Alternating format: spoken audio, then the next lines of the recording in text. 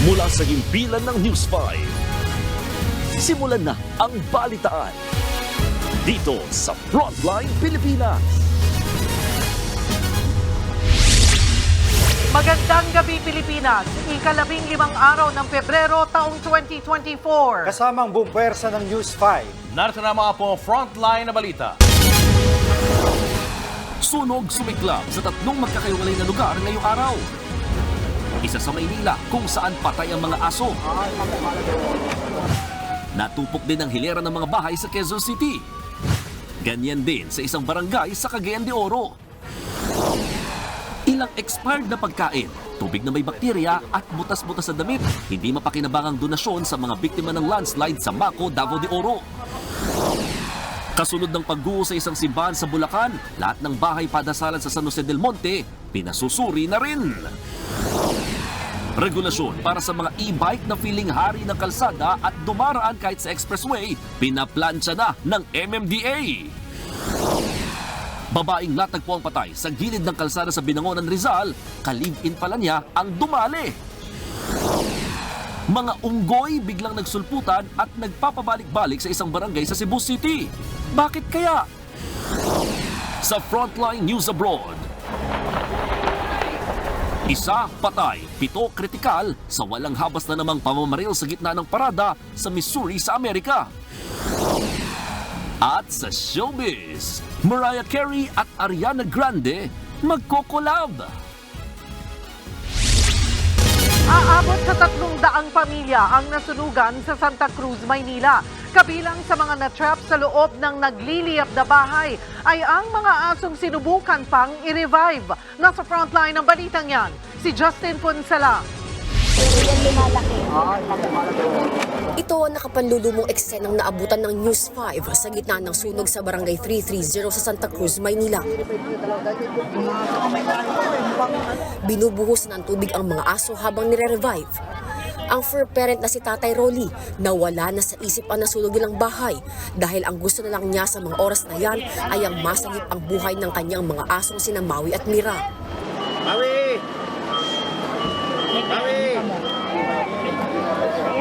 Natrap sila sa sunog. Ang brown na asong si Mira nawala na ng pulso habang nire-revive. Habang si Maui naman isinugod sa vet clinic. Pero sa kasamaang palad, binawian din siya ng buhay. Isa pang aso nila ang hindi nakalabas sa nasunog na bahay. Naging emosyonal naman ang misis ni Rolly. Sobrang namin yun eh. Mahal namin yung mga aso namin. Parang pamilya. Opo. Masakit kasi pamilya na namin yun. Pamilya na namin yung aso na yan. Pagka dumarating kami, sinasalubong kami. Tapos, marunong po sila, kinukomport po nila kami. Ang mga aso ng pamilya Abihay ang namatay sa sunog na sumiklab bandang alas 11 kaninang umaga. Mabilis kumalat ang apoy dahil gawa sa light materials ang mga bahay. Agad kinuha ng mga residente ang mga gamit nilang maisasalba pa. Bagay na naging sagabal naman para mapasok agad ng mga bumbero ang pinangyarihan ng sunog. Challenge po pagpasok kasi ang tao naglalabas ng gamit palabas, kami naman ay pumapasok sa loob. So anuhan po kami, kakabanggaan, may dala kaming linyas. Ayon sa barangay, aabot sa 300 pamilya ang nasunugan. Nasa 100 bahay naman ang natupok. Mahigit 1 oras ang itinagal ng sunog bago ito naapula. May ilang nagsasabing problema sa kuryente ang nagsimula ng apoy, pero pinabulaanan yan ng mga residente. Ang sinisisi nila, ang mga bumabagsak na baga mula sa demolisyon sa katabing eskwelahan. Lahat kami nakaligal. Kaya imposibleng sasabi ng iba sa jumper, walang jumper dyan sa amin. May nag-welding sa school. Nalaglag. Sinubukan naman ng News 5 na kunin ang panig ng Manila LGU tungkol sa demolisyon, pero hinihintay lang din daw nila ang investigasyon ng Bureau of Fire Protection. Ang BFP naman, aalamin ko sa demolisyon nga ba nagsimula ang apoy. Kanina inilista muna ang mga pangalan ng mga nasunugan. Manghihiram pa raw ng tent ang barangay para pansamantalang tirhan ng mga biktima. Naghahanda na rin ang Manila Department of Social Welfare para tugunan ang kanilang mga pangangailangan. Nagbabalita mula sa Frontline, Justine Punsala, News 5. Nasunog din ang hilera ng mga bahay sa Batasan, Quezon City kagabi. Kabilang dyan ang bahay ni Presidential Communications Office Secretary Cheloy Garafil. Ang mga bombero hindi raw agad nakarating dahil sa matinding traffic. Nasa frontline ng balitang yan si Hannibal Talete. Naggangalit na apoy ang bumulabog sa mga residente ng New Capitol Estate sa Barangay Batasan, Quezon City. Napalabas agad ang mga residente nang masunog ang hilera ng mga bahay na yan. Walang magawa ang mga residente habang nilalamon ng apoy ang kanilang ari-arian. Kabilang sa mga nasunog ang paupahang bahay ni Balatsky Tanglao. Ang nangungupahan dito is Bombay. Ngayon wala naman siya rito, yung mga trabador niya lang yata nandito. Hindi ko alam ang nature ng trabaho nila, ganon. So ngayon yung bahay talagang to, dinilaan talaga siya mula 3rd floor pababa yung sunog. Yun, kaya lahat sira talaga siya. Damay rin sa sunog ang bahay ni Presidential Communications Office Secretary Cheloy Garafil. Naroon mismo si Garafil at iba pang kaanak ng sumiklab ang sunog pero tumanggi silang magpaunlak. Ayon sa Bureau of Fire Protection ng Quezon City, higit 2 oras bago ideklarang fire out ang sunog. Agad naman daw nagpadala ng bombero pero naging problema ang mabigat na trapiko. Nakaresponde naman agad tayo, kaso sa sobrang traffic, hindi agad nakarating. Isang residente naman ang sugatan sa gitna ng paglikas. Ang injured po natin, may natala po tayong isa na burn po siya at dinala agad sa East Avenue. Tinatayang nasa 7 milyong piso ang halaga ng natupok na ari-arian. Sa ngayon, iniimbestigahan pa rin ang pinagmula ng sunog. Nagbabalita mula sa frontline. Hannibal Talete, News 5. Arestado ang isang babae sa Quezon City na nabistong nagbebenta ng mga pekeng PhilHealth ID online. Nabisto pang kabilang sa mga bumibili nito ay mga scammer. Nasa frontline ng balitang yan si Faith Del Mundo. Pwede po tawagan ko muna sa mga. Mamaya na po ma'am, may ano po na. Nagmakaawa pa sa mga operatiba ang babaeng ito nang mahuli sa entrapment operation ng PNP Anti-Cybercrime Group sa Barangay Tagumpay, Quezon City kahapon. Kinilala ang babae na si Maria Trinidad de Castro, 42 anyos. Hinuli siya matapos mabisto sa pamimiki at pagbebenta online ng mga PhilHealth ID. Ikinasa ang operasyon matapos madiskubre ng isang special investigator ng PhilHealth ang umano'y talamak na bentahan ng ID ng ahensya. Napag-alamang ibinibenta ang isang PhilHealth ID sa halagang 500 pesos. Pinapagawa lang naman niya siguro sa iba yan. Nag-middleman siya. Or yung ginagawa niya, kumukuha siya ng information, binibigay niya doon, tapos ipapaprint niya. Yun ang gusto naming hanapin. Yung ito talagang printing, dati ba kung company ba yan o individual printing doon sa recto na kailangan matigil yan eh. Nakuha sa suspect ang 5 pekeng PhilHealth ID, mga peke at tunay na pera at isang cellphone. Maharap ang suspect sa reklamong falsification of public documents na may kaugnayan sa anti-cybercrime law. Ayon sa PNP Anti-Cybercrime Group, ginagamit ang mga pekeng PhilHealth ID sa panloloko at iba pang illegal na gawain. Halos lahat sa scam nung nag-iimbestiga kami ay ginagamit nila ito. Na kung saan ang mga private institutions, yung mga digital wallets, mga online banking, hindi nila nakikita kung ang mga ID ba na pinapakita nila when they applied, ito ba yung mga authentic? So, nakipag-tie up sa atin ang PhilHealth. Paalala ng pamunuan ng PhilHealth sa publiko, madali lang kumuha ng ID sa kanilang tanggapan at wala itong bayad. Huwag po tayong papatol doon po sa mga fixers, no?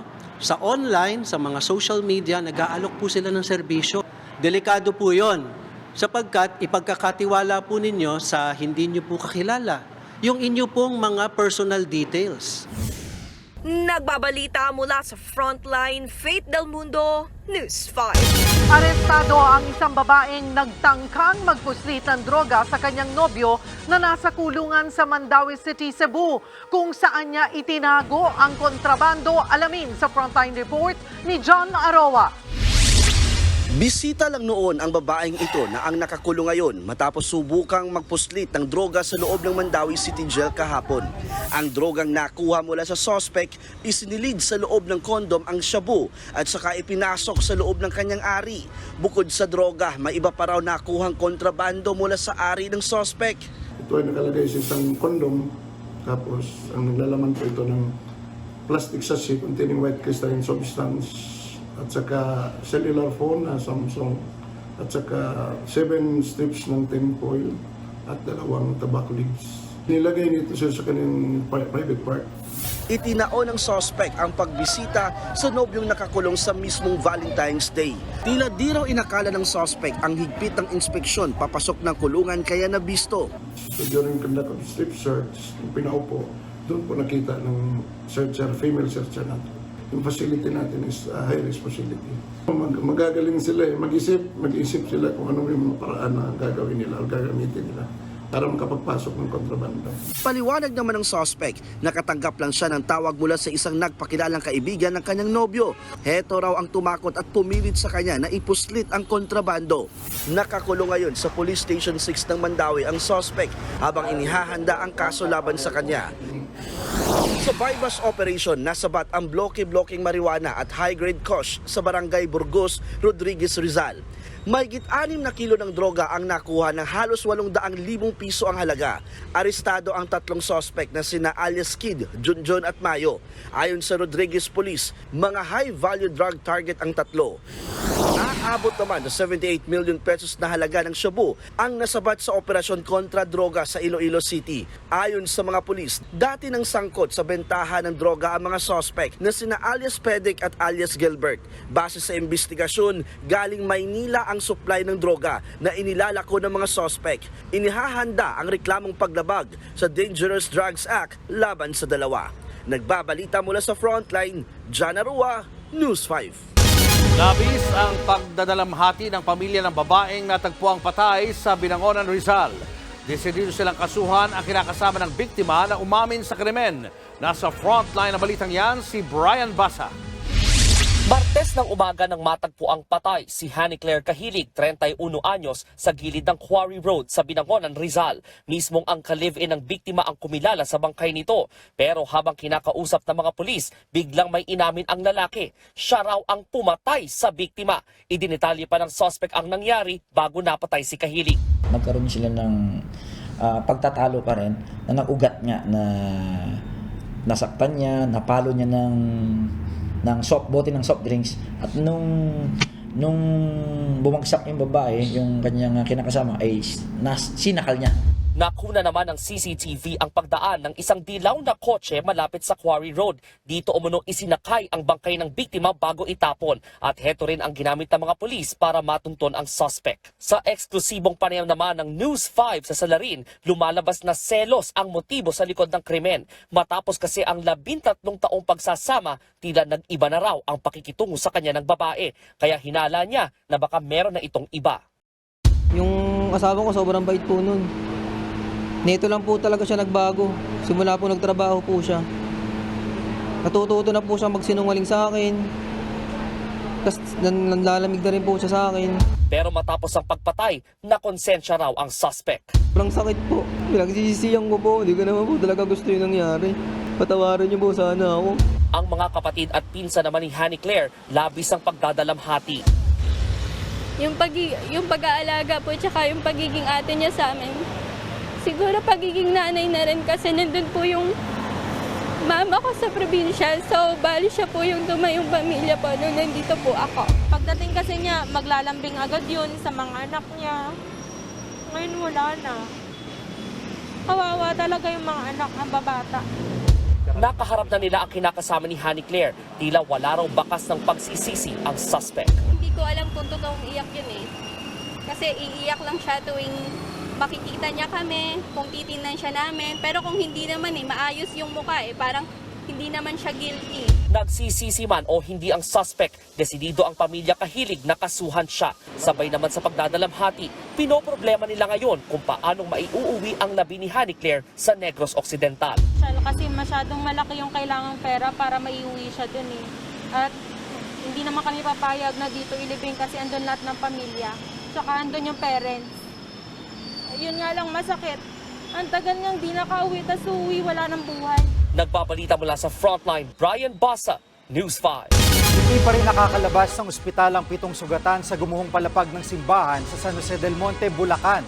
Sinusuri na rin ang lahat ng mga bahay dasalan sa lungsod kaugnay ng insidente. Nasa frontline ng balitang yan si Gio Robles. Oo, ito lang talaga. Mula sa mga poste, mga dingding, hanggang sa kisame, todo inspeksyon ang Engineering Office ng San Jose del Monte, Bulacan LGU sa St. Peter the Apostle Church kanina. Kasunod ito ng nangyari kahapon sa kalagitnaan ng misa para sa Ash Wednesday. Biglang nabulabog ng malakas na kalabog ang misa. Sinundan niyan ng pagbigay ng ikalawang palapag ng simbahan na gawa sa kahoy ang sahig. 56 ang nasugatan dyan na kundi nahulog na daganan ng bumigay na palapag. Patay ang isang senior citizen. Bunsod ng trahedya, ipadedemolish na raw ng LGU sa Biyernes ang buong gallery o yung second floor ng simbahan na puno ng anay. 1995 nang ipinagawa ito, 1 taon matapos itayo ang simbahan. Hindi naman malinaw kung na-inspeksyon na ito sa nakalipas na halos 3 dekada. Lahat ng may wooden components, ipapaano namin, papa-investigate. Ito, kahoy din nga rin to, kaya pinapakondem namin lahat ng kahoy. Bagaman ligtas pa naman daw magdaos ng misa, sarado muna ito hanggang sa masuri ang ibang bahagi ng simbahan na gawa rin sa kahoy tulad ng kisame at altar. Ipinag-utos na rin ng Diocese of Malolos na masuri ang higit sa 100 parokya sa buong Bulacan. Sa lahat ng mga structures ng simbahan, maging ito'y luma man o bago, upang ma-inspect ito, no? ang integrity ng lahat ng mga structures. Lalo na at maraming magpupuntahan sa simbahan ngayon dahil it's Lenten and the season of Lent at Quaresma. Susuriin na rin ng binuong task force ng LGU ang lahat ng bahay padasalan ng iba't ibang reliyon sa lungsod para tiyaking ligtas ang mga ito. Kasunod din ng insidente, hindi naman makapaniwala ang ilang nadamay, gaya ni Adrian na napuruhan ang braso. Lalagay na po siya ng ash. Then suddenly yung platform nga po biglang parang may nag-crack. Then dire-diretso na po kaming pababa. Nakakatrauma kasi kung tutusin mo, itong day po dapat celebration kasi Ash Wednesday, then Valentine's Day, then ganun pa yung nangyari.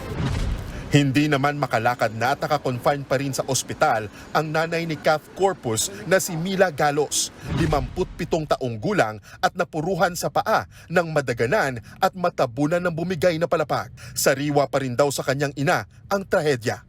Parang nabigla din po siya, may aftershock. Sa taas po, marami po kasing tao. So yung bigla na lang pong bumagsak. So nagkagulatan na lang sila na nagsisigawan na. So hindi na rin niya alam kung saan siya pupunta. Isa si Mila sa 7 pang biktima na nasa ospital pa rin.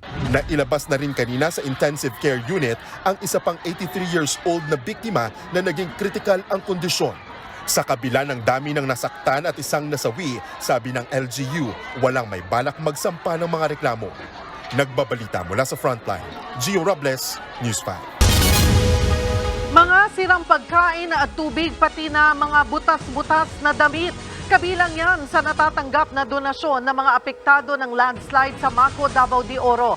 Kaya naman nakikiusap ang LGU na magkaroon ng kaunting konsiderasyon ang mga nagbibigay. Nasa frontline ng balitang yan, Simon Gualvez. Imbis na mga silya at upuan, folding bed at mga tumpok ng damit ang nakapwesto ngayon sa loob ng mga classroom na ito sa Mawab, Davao de Oro. Ito ang mahigit 1 linggo ng eksena sa 12 eskwelahan na nagsisilbing evacuation centers ng mga lumikas na residente. Kasunod yan ng malawakang landslide sa bayan ng Maco, Davao de Oro noong 1 linggo. Pero kahit may mga bakwit, muling binuksan ng Nuevo Iloco National High School para magbalik eskwela ang mga bata. Pinagamit muna ang isang gusali na nagsisilbing opisina ng mga guro. Nakatakda itong ipagawa dahil sa mga sira tuwing umuulan, bagay na sasamantalayin daw muna habang maaraw naman ang panahon. Yeah, yun talaga ang pinaka mainline kung bakit we resume our classes para hindi mahuli yung learning ng mga bata. Limitado lamang sa mga core subjects gaya ng science, math, English at reading ang pag-aaralan sa face-to-face classes na shifting ngayon ng sistema. Isinasali rin nila sa klase pati ang mga apektadong estudyante na nasa evacuation center. Para ma-divert yung nila. Kasi ma-divert yung attention nila na para bang bored sila sa kanilang evacuation centers o And then we also decided na why not invite them para at least, in a way, we have the same even modules, we have the same modules. Sa kabuuan, mahigit 4,000 estudyante sa Davao de Oro ang apektado. Iniipon naman sa covered court na ito ang lahat ng mga donasyong natatanggap. Pero bago ipamahagi, sinusuri raw muna ito ng lokal na pamahalaan, lalo na ang mga inuming tubig at pagkain.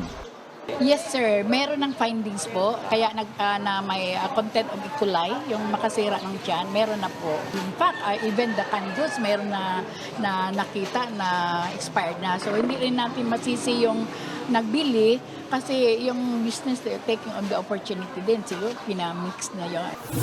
Masusiring binubusisit hinihiwalay ng mga volunteers ang natatanggap ng mga donasyong damit. Yan ay kahit hiling nila, bawasan na raw sana ang mga ganitong ibinibigay. Hindi naman daw sa namimili pero hiling lamang ng mga apektadong residente sa mga magbibigay ng donasyon. Konti naman daw sanang konsiderasyon. Ang ilan daw kasi sa mga natatanggap nilang damit, gaya na lamang ng shorts na ito, halos napakalaki na ng sira o butas na hindi mo na magagamit. Isa lamang ito, sa gabundok na rin ng mga damit, underwear at iba pa mga tela na halos hindi na mapakinabangan. May insidente na rin daw ng nakawan.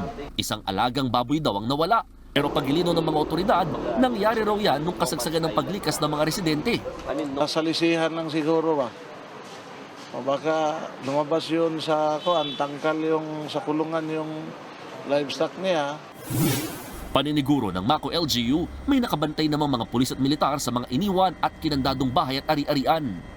Kasabay nito ang nagpapatuloy pa ring search and retrieval operations. Sa huling tala, lumobo pa sa 70 ang patay, 32 sugatan, habang halos 40 pa rin ang nawawala. Nagbabalita mula sa frontline, Mon Gualvez, News 5. Na-hack ang ex-account ng Philippine Coast Guard kaninang umaga. Ayon sa PCC, isa raw crypto-related entity ang sangkot sa pangahak. Nilike at shinare nito ang mga posts na may kinalaman sa cryptocurrency. Wala namang nabanggit kung may napadalhan ng mensahe gamit ang account habang hawak pa ito ng hackers. Nagpatulong ang PCG sa support team ng X at nabawi ang account kaninang alas 11:30 ng umaga. Kasunod ng hacking, pinalakas na raw ng PCG ang seguridad ng kanilang account para hindi na maulit ang insidente. Sa gitna ng investigasyon ng Senado sa mga aligasyon ng pang-abuso sa religious group na Kingdom of Jesus Christ, may hamon si Senator Risa Ontiveros kay Pastor Apollo Kibuloy. Kung talaga raw inosente ang religious leader, hindi siya matatakot na humarap sa pagdinig ng Senate Committee on Women and Children. Naharap si Kibuloy sa mga aligasyon ng pang-abuso at panggagahasa umano sa mga minor de edad. Dagdag pa ni Ontiveros, February 6 pa niya isinumite sa opisina ni Senate President Mig Zubiri ang sabina para sa pastor. Pero hanggang ngayon, hindi pa ito pinipirmahan. Nagpaliwanag naman daw si Zubiri pero ayaw na itong edetalye ni Ontiveros. Wala pang tugon dyan ang Senate President. Sa kabila nito, hindi magpapaawat ang komite ng senadora. Sumipot man o hindi si Pastor Kibuloy, maraming testigo pa raw ang haharap sa pagdinig sa Lunes. Ang totoong walang kasalanan si Kibuloy, kusa na silang magpapakita sa aming pagdinig sa Lunes at hindi patago-tago na parang kriminal. Kahit ano pang titulo ang iputong nila sa kanilang ulo, regardless kung influential o malapit o ano pa man, no one is above the law. Susunod, pinakamainit na temperatura nagbabadyang maramdaman ngayong taon sa halos buong Pilipinas. May abot pa raw sa 40 degrees Celsius. Pagkakasakit ng mga fur babies dahil sa pabago-bagong panahon, alamin kung paano may iwasan.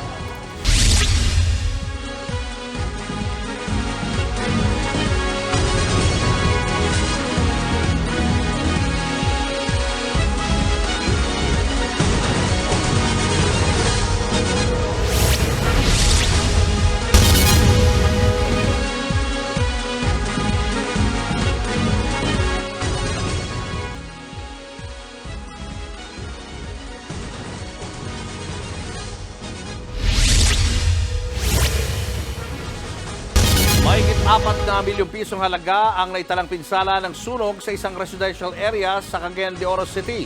Sa aerial video na ito, makikita ang lagablab ng apoy at makapal na usok na lumamon sa mga bahay sa Barangay Nazareth. Ayon sa Bureau of Fire Protection, pasado 1:00 kaninang hapon nang magkasunog. Mabilis na gumapang ang apoy at tinupok ang mahigit 40 bahay. Isang bumbero naman ang naitalang nasaktan. 2 oras ang tinagal ng sunog bago ito naapula. Base sa ulat, nasa 80 pamilya ang naapektuhan ng sunog at inaalam pa ang sanhi ng sunog. Pinangangamba ang 2024 ang pinakamainit na panahong mararanasan ng bansa dahil sa El Nino. Sa Metro Manila at ilan pang probinsya, posibleng lagpas 40 degrees Celsius ang heat index o mararamdamang init sa susunod na buwan. Nasa frontline ng balitang yan si Shaila Francisco. Sa pagtatapos ng Pebrero, dadami pa ang probinsya na makararanas ng matinding El Nino. Sa pinakahuling tala ng Pag-asa, 14 na probinsya na ang kasalukuyang nakararanas ng drought o matinding tagtuyot. Kabilang dyan ang Benguet, Cagayan, Cavite, Ilocos Norte, Ilocos Sur, Palawan, Pangasinan at iba pa. Pero madadagdagan pa yan pagdating ng Marso. 10 pang probinsya ang makararanas ng drought o matinding tagtuyot kabilang ang Metro Manila. 3 hanggang 5 buwang magkakasunod na bawas ang pag-ulan sa mga lugar na ito. Habang 17 lugar naman ang makararanas ng dry spell. Ito yung mga lugar na 2 hanggang 3 buwang mas mababa sa normal rainfall condition ang mararanasan. 10 probinsya naman ang may dry condition o 2 magkasunod na buwan na bawas ang pag-ulan. Ayon sa Pag-asa, pruweba lang ito na nararamdaman na ang tinatawag na peak ng El Nino. Ngayon po ay strong mature El Nino. So meaning po ay narating na po yung peak ng El Nino. But then yung lag impact po nito, ngayon pa lang natin mararanasan. Kaya po ang peak impact nito ay mga around March, April, and May. Sa taya pa ng Pag-asa, pagpasok ng Abril ay aabot na sa 73 probinsya ang makararanas ng epekto ng El Nino. Madadagdagan pa yan at aabot ng 80 probinsya pagdating ng Mayo o halos buong bansa na. Sasakto pa ito sa panahon ng tag-init sa bansa. Kaya sa ilang lugar tulad ng Cagayan Valley, posibleng pumalo sa 40 degrees Celsius ang temperatura. Sa Metro Manila, 37 hanggang 38 degrees Celsius ang temperatura. At ang heat index o nararamdamang init ay posibleng umabot ng lampas 40 degrees Celsius. Katumbas yan ang matinding lagnat. Pinangangambahan ng Pag-asa na magiging record-breaking na naman ang init na mararamdaman ngayong taon. Kung sabi natin na globally ay warmest year ang 2023. So dito po makikita natin this could be one of the warmest year kung mas mainit po ang ating February, March, April, May. Kung mainit yung nararamdaman natin during warm and dry season months, baka medyo mas level up. Nagbabala naman ang Office of the Civil Defense sa posibleng panganib na dulot ng mainit na panahon. Maiging tutukan daw ang mga bata, pati mga matatandang may sakit o may maintenance na gamot. Medyo mapanganib ito kasi ang normal body temperature is 37 degrees lang eh. So, pumapatak yung nasa labas, mas mainit pa po para tayong nilalagnat. Common dyan yung sa high blood, no, hypertension. Make sure na talagang nakukuhanan sila ng BP all the time at nabibigay yung maintenance nila. Pwede din yung may mga conditions like diabetes, yung may mga renal conditions, yung medyo may epilepsy. Ito yung mga very sensitive sa amount of water at saka doon sa init. Nagbabalita mula sa Frontline, Shaila Francisco, News 5. Sa pabago-bagong panahon, maging ang mga aso't pusa nagkakasakit at nasistress na rin. Para sa ating mga kapatid na may mga fur baby, ano-ano ba ang kailangang gawin para mailayo sila sa sakit? Nasa frontline ng balitang yan, si Laila Pangilinan. Mainit! Tapos, biglang uulan! Sa pabago-bagong panahon, hindi lang tayong mga tao ang nagkakasakit. Kahit kasi sina Bantay at Muning, nai-stress din. Kapag nagkakaroon ng pabago-bagong weather conditions, some pets can have weakened immune system that might cause especially diseases sa kanila. At ang pinakamadalas nilang nararanasan sa mga ganitong panahon, respiratory infection. Ang resulta, ubo, sipon, at iba pang sakit. At dahil tina-target ng viral o bacterial infection ang mga baga ng ating mga fur baby, nahihirapan silang huminga dahil sa plema. Gaya ng mga tao, ang mga pusa at aso na nahihirapan huminga o merong mga respiratory problems, nine-nebulize din ng mga vet. Pero kung tutuusin, maaari naman itong maiwasan, lalo na kung ang unang prevention natin ay ang pagpapabakuna sa ating mga alaga. Kesa naman sa nakikita natin silang ganito na nagdudusa. Ayon sa vet na si Doc Joden, unang proteksyon sa sakit ng kahit sino man, kahit ng mga hayop, ang bakuna. Mas mura pa rin daw ito kumpara sa mga babayaran kapag na-confine dahil sa sakit ang mga pet nating pusa at aso.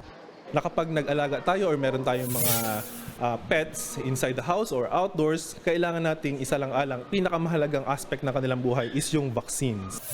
Para sa 3 rounds ng bakuna, naglalaro lang sa 1,200 pesos hanggang 2,100 ang budget para sa mga aso. Sa pusa, 2,300 hanggang 3,000 pesos para sa 3 rounds ng vaccine. Maswerte pa rin ang mga aso at pusa na may mga pet parent. Pero ang mga strays, alam nyo ba, may magagawa din tayo para sa kanila.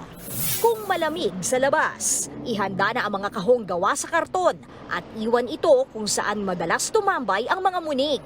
Flex lang namin ang mga cute na milk carton boxes ng TV5. #StrayCatWelfare. Pwede rin naman silang damitan, basta komportable sila. Sa mga may sasakyan naman, ugaliing i-check ang mga ilalim at bumper para sa ilang pusa o asong nagpapainit kontra lamig ng panahon. Ang ating mga fur baby, at kahit na nga yung mga nasa kalsada at walang may-ari, deserve din ang malasakit. Nagbabalita mula sa Frontline, Laila Pangilinan, News 5. Maglalabas ng regulasyon ng MMDA para sa mas striktong paggamit ng e-bike. Kabilang sa pinagpaplanuhan ang pagpaparehistro ng e-bike at pagkakaroon ng lisensya ng mga driver nito. Nasa frontline ng balitang yan si Gerard de la Peña. Nakikipaggitgitan sa mga pangunahing kalsada. At nakikipagsabayan pa nga sa mga sasakyan sa expressway. Parami na ng parami ang electronic vehicle o e-bike o e-trike kung tawagin. Parang sila ng araw ang mga bagong hari ng kalsada. Hindi kailangan ng gasolina. Hindi rin nirerehistro at walang kailangang lisensya ang ganitong sasakyan. Pero takaw disgrasya rin. Nitong 2023, higit 500 ang aksidente sa e-bike sa Metro Manila. 281 sa mga yan ang nakasira ng ari-arian. 273 ang nasugatan at may 2 namatay. Dagdag din sa traffic ang e-bike. Sa Caloocan pa lang, 18,000 na ang ganyang sasakyan. Kaya nababahala na ang Metropolitan Manila Development Authority at ang Land Transportation Franchising and Regulatory Board. Talagang exponential yung pagdami nitong e-bike. Yun nga, that's why we're here, we met, para habang hindi pa ganoong kadami na nakaka-obstruct na ng traffic, na yung major accidents na ang nakokos niya, ay ma-address na namin kaagad. Medyo cause of concern na siya. Ayon sa LTFRB, nagiging balakid din ang mga e-bike sa maayos na sistema ng transportasyon. Sa pagdadami ho nito, halos hirap po tayo ma-regulate dahil unang-una nga po, walang prangkisa, walang lisensya, walang registration. Sila po yung umaagaw sa mga pasahero ng ating mga lehitimong mga pangpublikong sasakyan.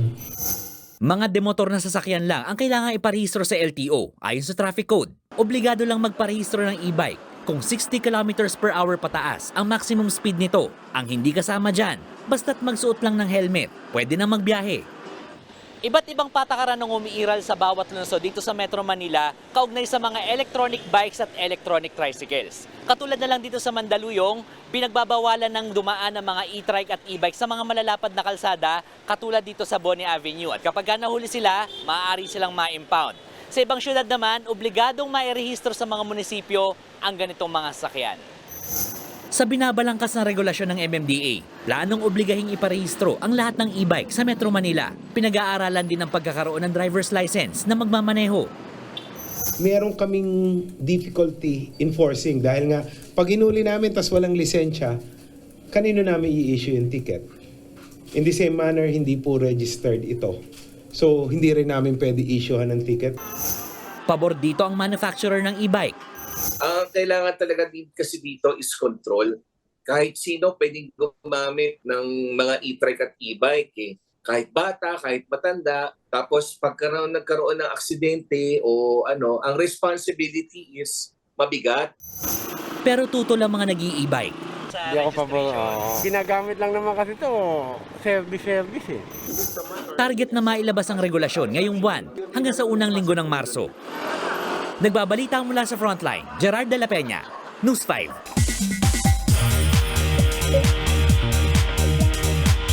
Punta na tayo sa mga maiinit na showbiz balita ngayong Huwebes. Kasunod ng kanyang update sa kalusugan, may pahabol na mensahe si Queen of All Media Chris Aquino para sa kanyang mga minamahal. Sa kanyang latest IG post, sinabi ni Chris na just in case ito na ang kanyang huling birthday. Nagpapasalamat siya sa kanyang mga anak na sina Josh at Bimby sa pagkakataong maging ina. Nag-thank you rin siya sa kanyang mga ate, mga pinsan at mga kaibigan. Sa huli, idiniin niyang gusto pa rin niyang mabuhay. Kaya naman umaasa siya na sa tulong ng ating mga dasal, mabibigyan pa siya ng extension. Kahapon, binalita ni Chris dahil sa kanyang mga sakit, maaari siyang mag-cardiac arrest o stroke anumang oras.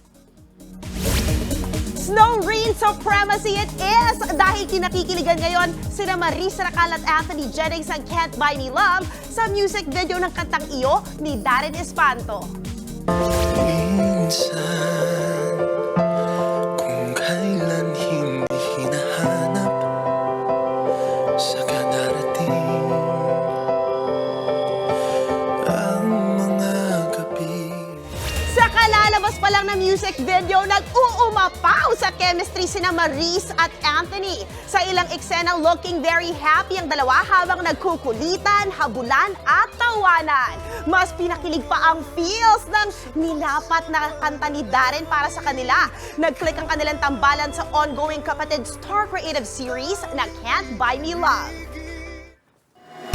Susunod, panukalang 100 pesos na taas sahod pinag-aaralang gawing 400 pesos. E kakayanin ba yan ng mga negosyante? 18 Pinoy seafarers bihag pa rin sa hinijack na oil tanker sa Oman.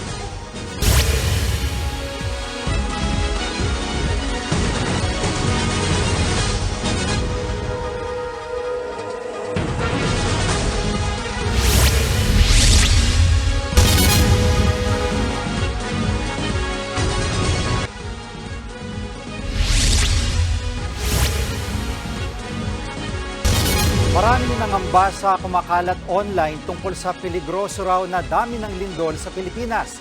Pero tinanggihan mismo ng PHIVOX. Nasa frontline ng balitang yan, si Elaine Fulgencio. Viral online ang post na ito ng isang US-based non-government organization. Ipinakita rito ang dami ng mga lindol sa Pilipinas itong mga nakalipas na araw. Sabay sabi sa caption, hindi raw ito maganda at ilalagay raw sa high risk ang Pilipinas. Hindi tuloy maiwasang mangamba ng ilan sa sinasabing the big one. Ito ang posibleng malakas na pagyanig sa Metro Manila at karatig probinsya sakaling gumalaw ang West Valley Fault. Sabi ng Philippine Institute of Volcanology and Seismology of PHIVOX, hindi dapat maniwala sa mga napopost na fake news online. Normal naman kasi ang dami ng mga naitatalang lindol sa Pilipinas. Nasa 20 lindol yan sa kada araw o 5 lang dyan ang ramdam ng publiko. Very regular yung earthquakes given that we have many earthquake sources in the Philippines, including the active faults and the trenches. Ito yung mga malalaking faults dito sa offshore area natin. Ang rason, kabilang ang Pilipinas sa Pacific Ring of Fire o Circum-Pacific Seismic Belt. Ito ang rehiyon sa ating planeta na pumapalibot sa Pacific Ocean. Dito ay maraming mga aktibong bulkan at fault lines. Kung meron tayong large earthquake sa isang fault, pwede niyang ma-push yung ibang faults surrounding that. Pero hindi natin kaya pa rin ma-predict when and exactly where yung yung next earthquake.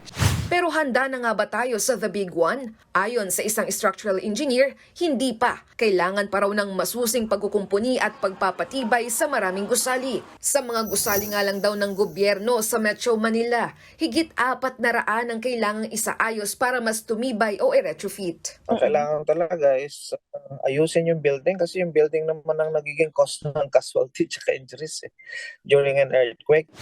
Marami na rin daw open spaces noon na magsisilbisa ng evacuation center ang tinayuan na ng gusali ngayon.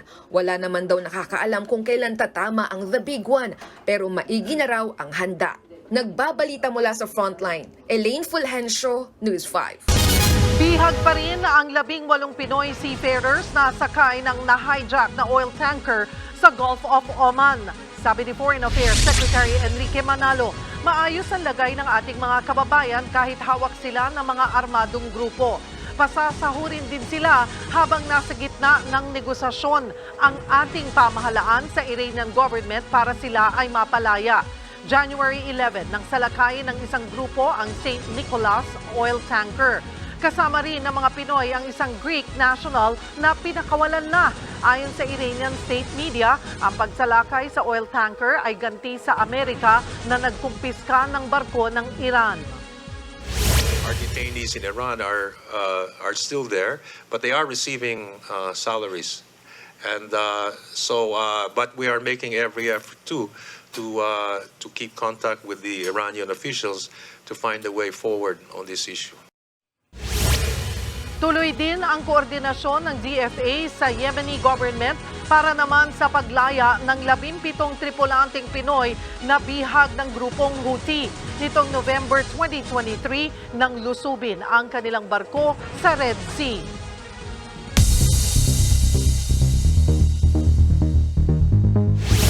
Binugbog at tinadyakan pa ng mga staff ng isang pet center ang kawawang aso sa India. Babala po, sensitibong video ang inyong mapapanood sa Frontline Report ni Gerard de la Peña.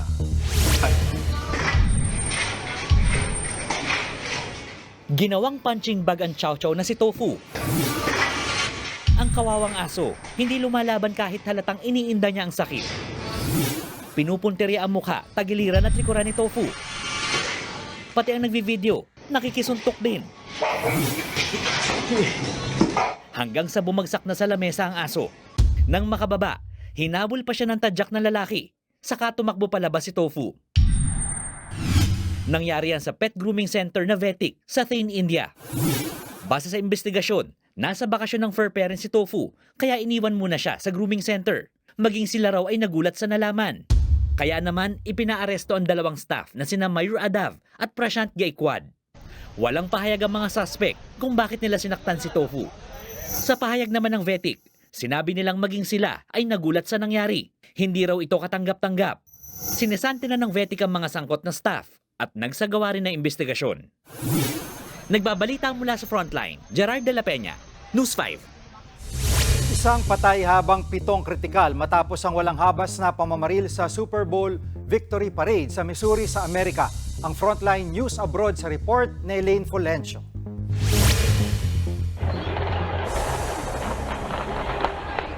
Sunod-sunod na malalakas na putok ng baril ang umalingaw-ngaw sa victory parade ng Super Bowl champion na Kansas City Chiefs sa Missouri sa Amerika. Sa takot, kanya-kanyang takbo palayo ang libo-libong supporter na dumalo. Isa-isang isinakay sa stretcher ang mga sugatan para dalhin sa ospital. Isang DJ ang patay, habang 21 naman ang sugatan kabilang ang 11 minor de edad. 7 sa mga biktima ang kritikal ang lagay.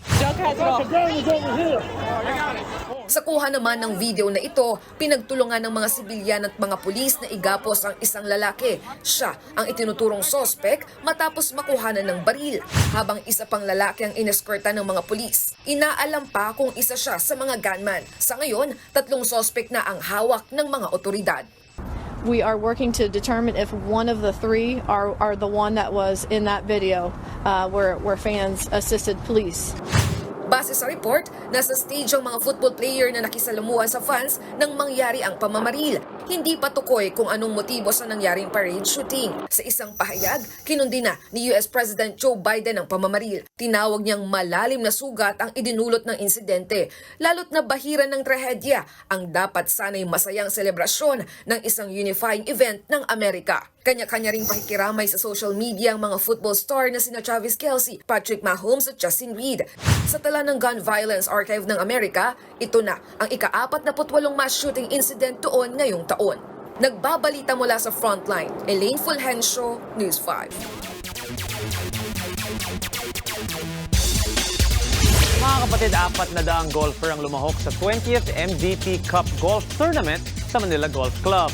Ang PLDT Group ang nag-organize ng event at nakabuo ng 350,000 pesos ang lahat ng participants para i-donate sa MVP Sports Foundation. 19 na sports programs ang sinusuporta ng foundation at nagpapasalamat si PLDT Group Chairman Boss Manny V. Pangilinan sa lahat ng sumali. Thank you for joining us in this 2024 edition of the MVP Cup, our revenge golfing event after a hiatus of 2 years. Ours is a friendship that goes beyond the greens or fairways of the Manila Golf. To the PLDT Group, very grateful for all of the work they do, especially in supporting sports and the foundation itself. And the MVP Cup is just one of many events that will really help in developing the different sports, and here for the MVP Cup, more specifically golf. At may nagpapakitang gilas na 14-year-old Pinoy kart racer na si Ryan C. sa international scene. At ayon sa kanya, tinutulungan daw siya ng kanyang kaibigan at fellow racer, Bianca Bustamante. Nasa frontline ng balitang yan, si Marky Bautista. Sa edad ng 14, nagpasiklab na sa motorsport ang kart racer na si Ryan C. Naiuwi na niya ang kampyonato sa ilang prestiyosong karera mula sa Asia at Europa. Itinanghal din siyang Junior Karter of the Year na napanalunan na rin ng kilalang Pinoy racers gaya ni Marlon Stockinger at Pinay Racing Queen Bianca Bustamante. Kwento ni Ryan, isa raw ang Pinay McLaren driver sa kanyang mga matalik na kaibigan. Binigyan daw siya ni Bianca ng maraming racing tips gaya na lang sa pag-overtake na isa pa rin sa strengths ni Bianca hanggang ngayon. Bianca really helped try to push me forward as much as possible in my driving skill and also the dicing skill. Because apart from the track time, we also gain experience. Sa kabila naman ng achievements sa racing, hindi raw pinapabayaan ni Ryan ang kanyang pag-aaral.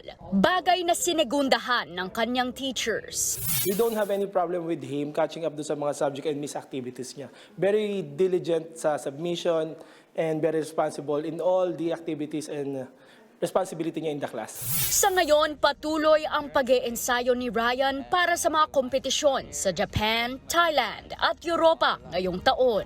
Kagaya ni Bianca, pangarap niyang maging isa sa mga pambato ng Pilipinas sa Formula 1. It's definitely a very ambitious goal or a big dream because there's only 20 seats and there's millions of drivers trying to compete for it. So definitely, it's going to be a long journey to try and go to Formula 1. Muling sasalang sa kompetisyon si Ryan sa Rock Cup Singapore sa huling linggo ng Pebrero. Nagbabalita mula sa Frontline, Marky Bautista, News 5.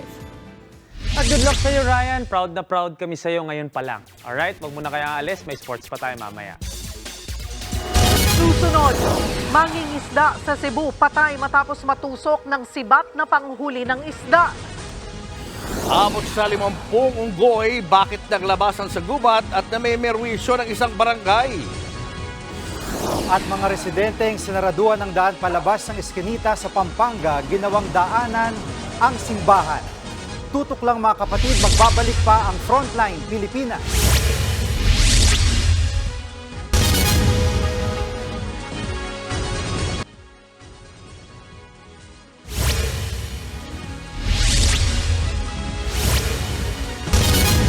Umaasa ang Senado na ipapasa rin ng Kamara ang sarili nitong bersyon ng panukalang batas para sa dagdag sahod.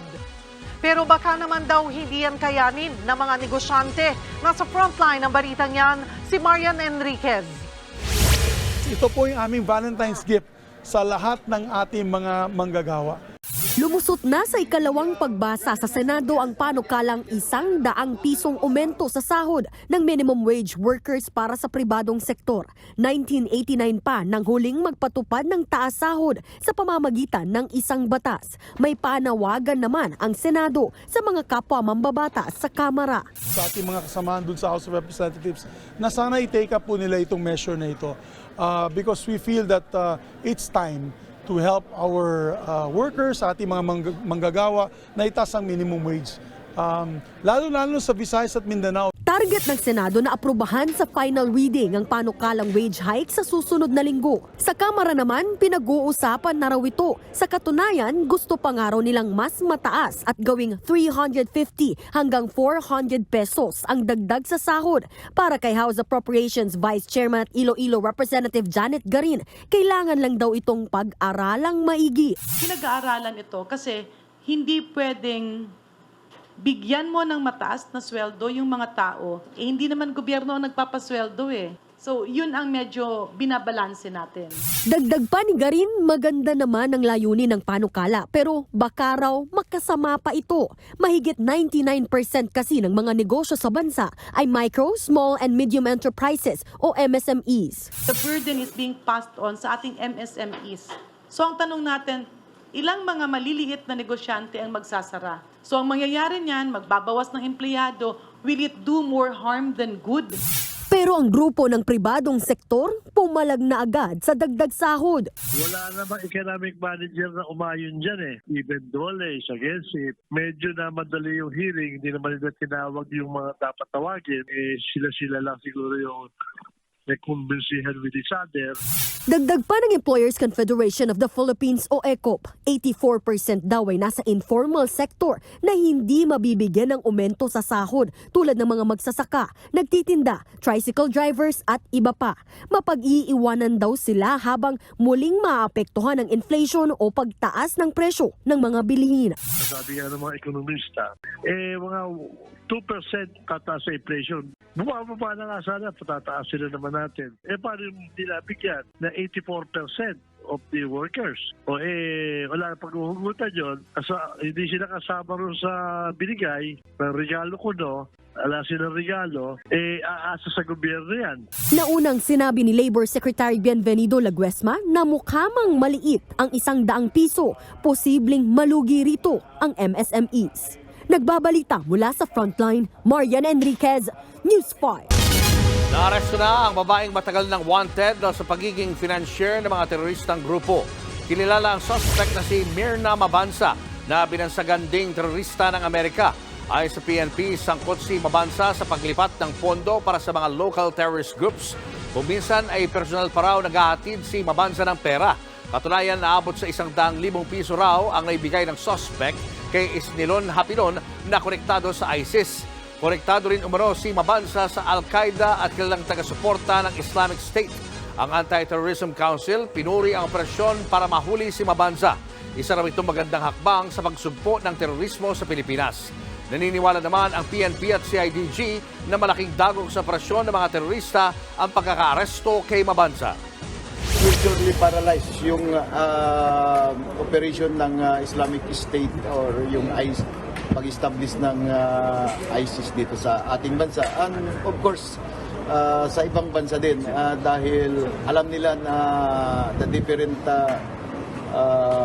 governments are after din, lalong-lalo na dito sa financing of terrorism. Patay ang isang mangingisda matapos aksidenteng matusok ng sibat sa Bolhon, Cebu. Kinilalang biktima na si Gregorio Venyan. Ayon sa pulisya, nangingisda si Venyan kasama kanyang kaibigan kagabi.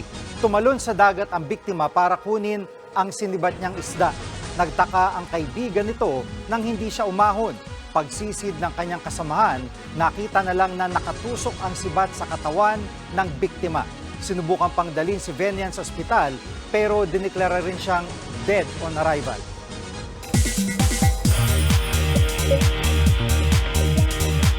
Arianators, mag-ingay dahil si Ariana Grande may bagong dream na na-achieve.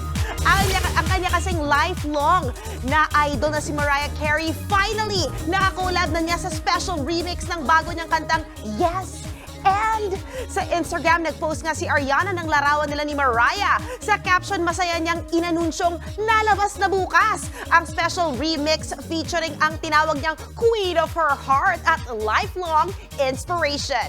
Sabi pa nga ni Ari, walang salitang makakatumbas sa sayang nararamdaman niya ngayon. Tugon naman dyan ni Mariah, sobrang excited siya sa kanilang remix. Aniya, isa itong magical moment. Yan ang maiinit na celebrity updates ngayong Thursday. Bukas ulit mga kapatid. Ako po si MJ Marfori. Susunod, simbahan sa Pampanga, ginawang daanan ng mga residenteng sinaraduhan ng kalsada. May 50 unggoy nagsulputan sa isang barangay sa Cebu City. At pagyakap sa puno, ikinakampanya ng DENR ngayong Single Awareness Day. Marami pa kayong mga balitang dapat malaman sa pagbabalik ng Frontline Pilipinas.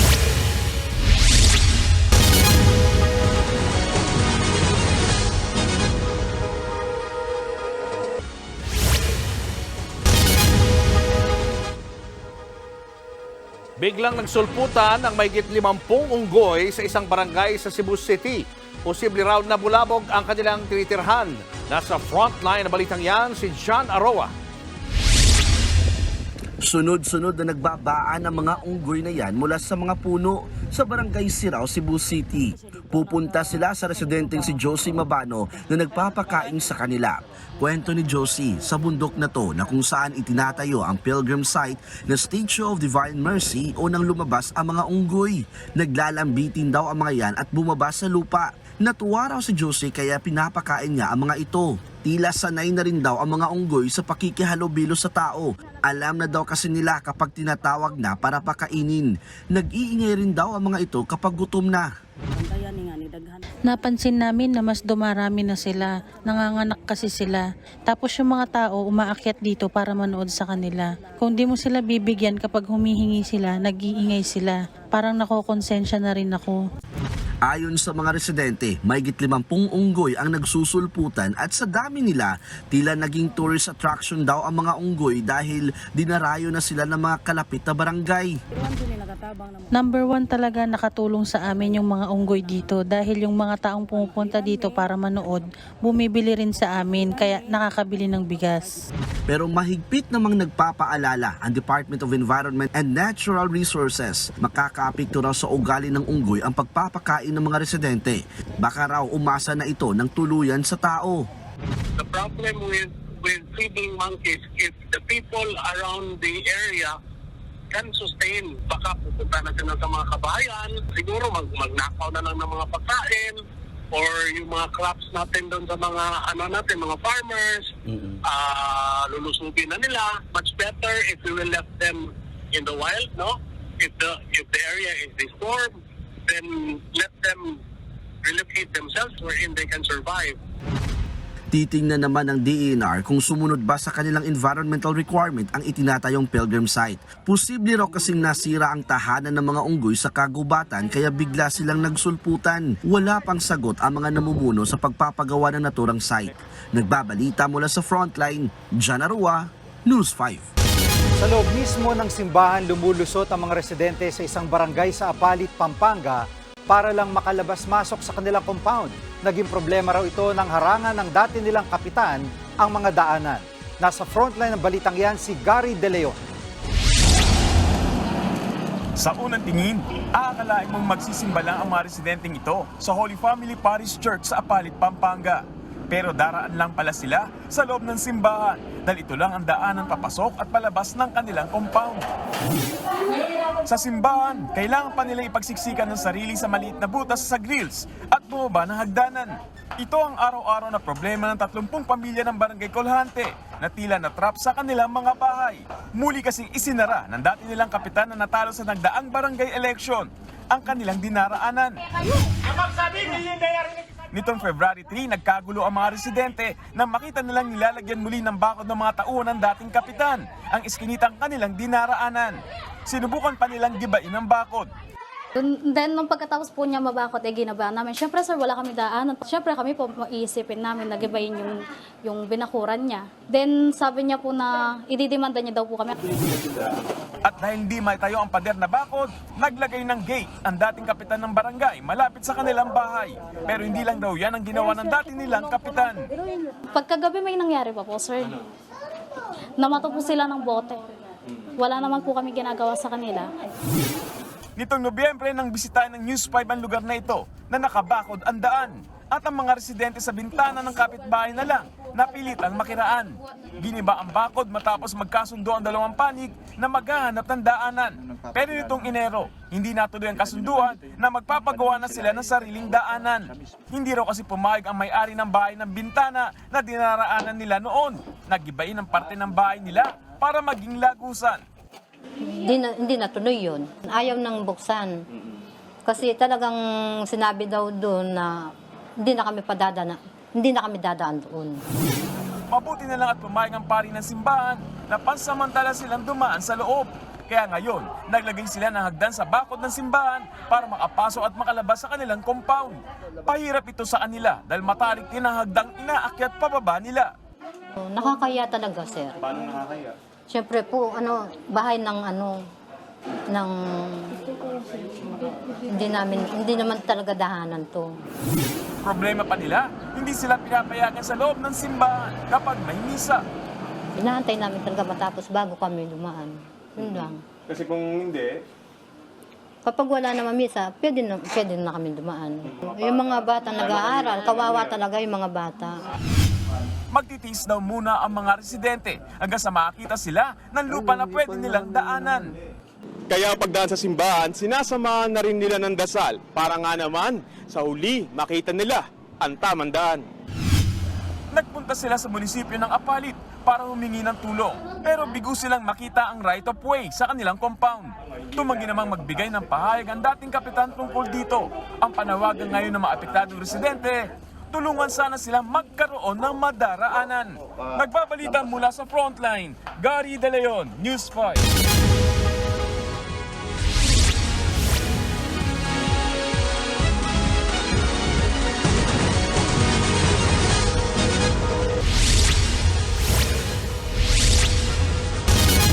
Ibinigay mo na ang lahat pero sadyang hindi kayo ang itinadhana. Ay, kakambal talaga ng pagmamahalang sakit ano po.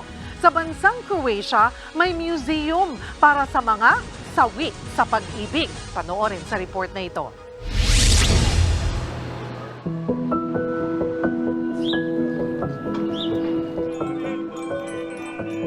Walang forever sa museum na ito sa Zagreb, Croatia. Welcome sa Museum of Broken Relationships.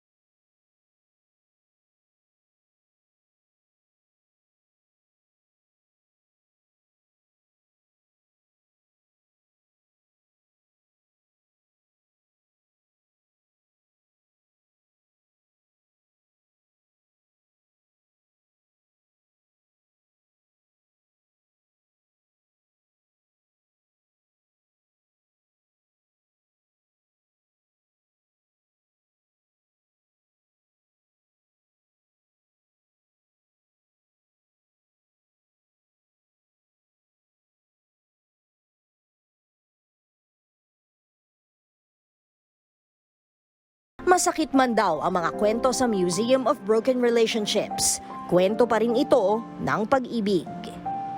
This is a museum about love. We just may have a different view on love when it's over, but if we're being realistic, every love will end one day. Nagbabalita mula sa Frontline, Laila Pangilinan, News 5. At kasunod nga po ng Valentine's Day kahapon, ngayong araw pinagdiriwang ang Singles Awareness Day. Ayan na, sa mga single na wala raw kayakap, bukod po sa sarili, subukan din ang mag-hug a tree. Ang mabuting epekto ng kampanya ng DNR, alamin sa report na ito. Ngayong Love Month, kaliwat kanan ang yakapan. Paano kung wala kang ka-Valentines at single ka naman? Sabay sa Single Awareness Day ngayong araw, ang pakulo ng Department of Environment and Natural Resources o DENR. Yumakap ka na lang ng puno! Ang kampanyang ito, sinimulan ang kagawaran noong February 12. Bukod sa self-love, layo ng proyekto na paigtingin pa ang pagmamahal natin sa ating kalikasan, lalo na ngayong sunod-sunod ang mga kaso ng forest fires. Approve naman yan sa ilang kabataan. It's a good thing kasi may chance tayong mag-reconnect with nature din po. Nakakatulong po siya, hindi lang sa tao kundi sa environment din po. Kapag nakita po ng mga tao na may program na ganito yung DNR. Pero kung mabuting epekto ng pagyakap sa puno ang usapan, ayon sa mental health advocate na si Ricky Ducas, napatunayan na sa ilang pag-aaral na nakakaganda ito ng mood. Kasi eto, ang hindi naman tinitignan ng brain natin kung sino yung kayakap natin. Ang tinitignan niya is yung mga muscles and neurons na gumagalaw nung may kayakap tayo. So ngayon, nadadaya natin yung brain natin na may kayakap tayo kaya nag-release siya ng happy hormones. Yun yung tinatawag nating love hormone. Sa lahat ng ito, sabi ng mga eksperto, ngayong Single Awareness Day, huwag kalimutan ang pagmamahal sa sarili. May kayakap man o wala. Nagbabalita mula sa Frontline, Laila Pangilinan, News 5. Unang-una dapat, may Hug pagmamahal ka sa sarili. Oo nga. Di Diba? ba sa Japan nga meron yung free hugs? Yung pwede mong lapitan yung stranger, may nakalagay na free hugs. Yayakapin mo lang. Ako may bibiling ko lang pagka inutangan ka kagad nung dinidate mo. Medyo delikado na yan. Di bali nang maging single ka na lang kaysa utangan ka. Oo nga. Maka-love scam. Hindi na hugs yan. Tatakbo na yan. At yan ang mga balita at impormasyong dapat niyong malaman sa araw na ito. Mga balita para sa may alam at may pakialam. Kami ang inyong mga kasangga sa Frontline Pilipinas.